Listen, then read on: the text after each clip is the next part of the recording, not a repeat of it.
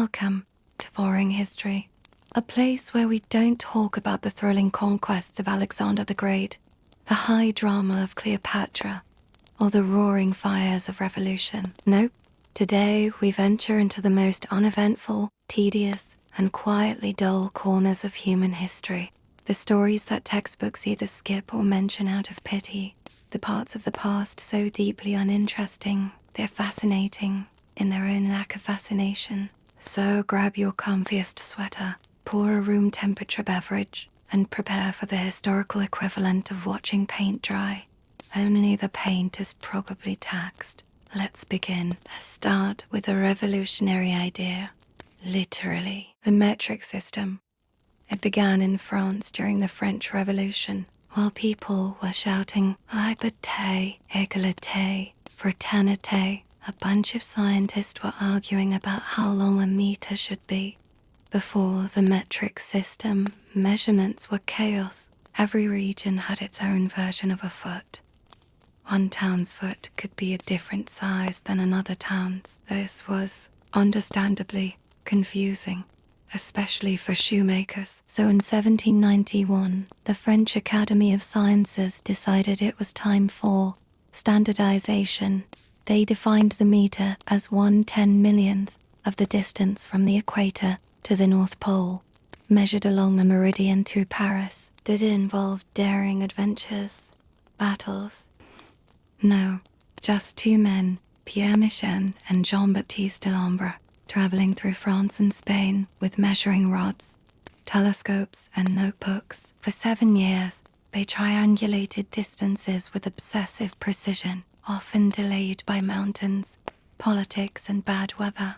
The result, a platinum bar. That was the meter. Congratulations, humanity. It wasn't dramatic, but it changed the world quietly. Next up, the spoon.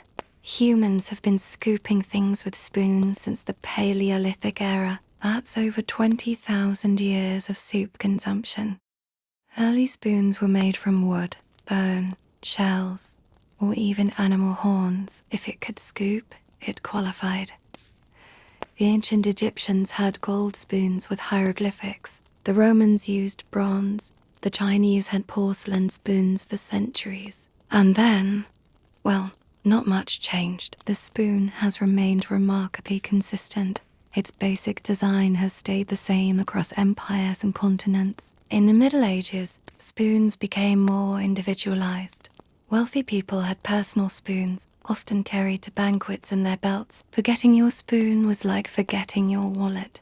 By the 18th century, spoons were mass-produced. The Industrial Revolution brought us spoon factories, which sound as exciting as they are. In summary, humanity's greatest culinary constant is a slightly concave piece of metal. The spoon, history's most consistently boring success. Now let's talk about Hans Island, a cold, barren rock in the Arctic Ocean between Greenland, owned by Denmark, and Canada. Both countries claimed it. But instead of war, something more civilized happened. In the 1980s, Canada planted a flag. Denmark sent their military and removed it. Then they planted their own flag and left behind a bottle of schnapps. Next time, Canada responded with a bottle of Canadian whiskey. And so began the Whiskey War, a decades-long exchange of flags and alcohol, a border conflict with no shots fired, just friendly pranks. In 2020, they finally reached a peaceful agreement to split the island in half. No bloodshed, no drama, just two polite nations arguing over a rock. With liquor, a war so uneventful. It makes watching ice melt seem thrilling. Let's journey to England in the 1660s. The monarchy had been restored.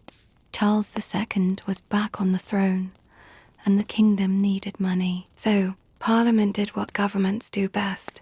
They created taxes on everything. Glass, bricks, fireplaces, and buttons. Yes, buttons. Specifically, decorative buttons, not the functional kind. If your coat had too many, you were taxed. This sparked a trend in fake buttons. Tailors began sewing on buttons that didn't work. They were just there to meet the fashion standard without meeting the tax threshold. This is perhaps the only time in history where buttons were associated with rebellion.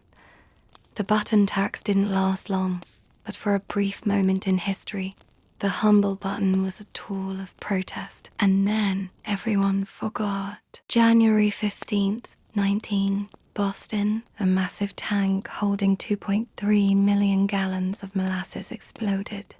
Yes, molasses. The result, a 2-5-foot wave of sticky syrup surged through the north end, crushing buildings, flipping vehicles, and killing 21 people.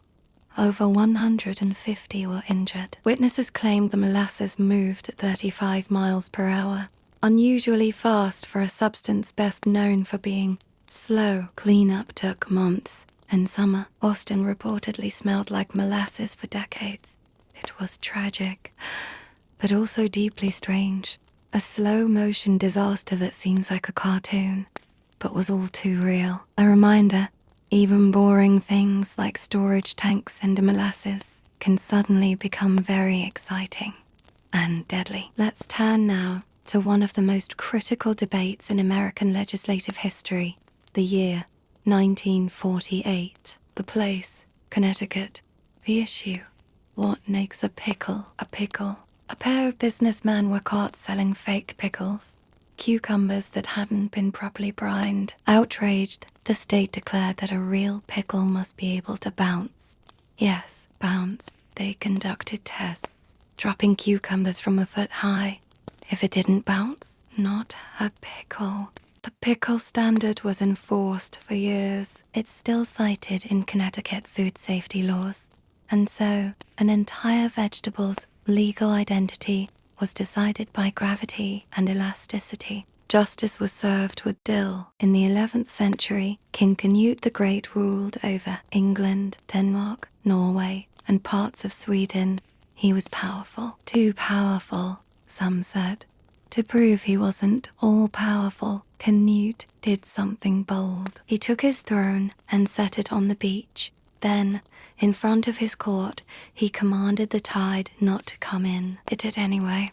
Obviously, Canute let the water soak his feet, then turned to his followers and said, essentially, see, even kings can't stop the sea. Historians still debate whether this really happened, but the point stands. Sometimes the most powerful thing a ruler can do is nothing. Literally sit in the sand and get wet. And there you have it. The forgotten stories, overlooked events, and quietly absurd moments from history.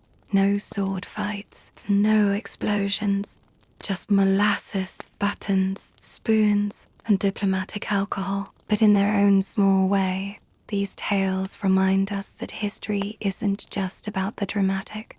It's about the everyday, the quiet, the strange rules and forgotten details that shape the world we live in, often in ways we barely notice. So next time you stir your tea, button your coat, or bounce a pickle, know that you're part of a long, boring, brilliant legacy. If you enjoyed this gentle stroll through history's slow lane, leave a like, subscribe, and drop a comment with the most boring historical fact you know. Until next time, stay historically underwhelmed.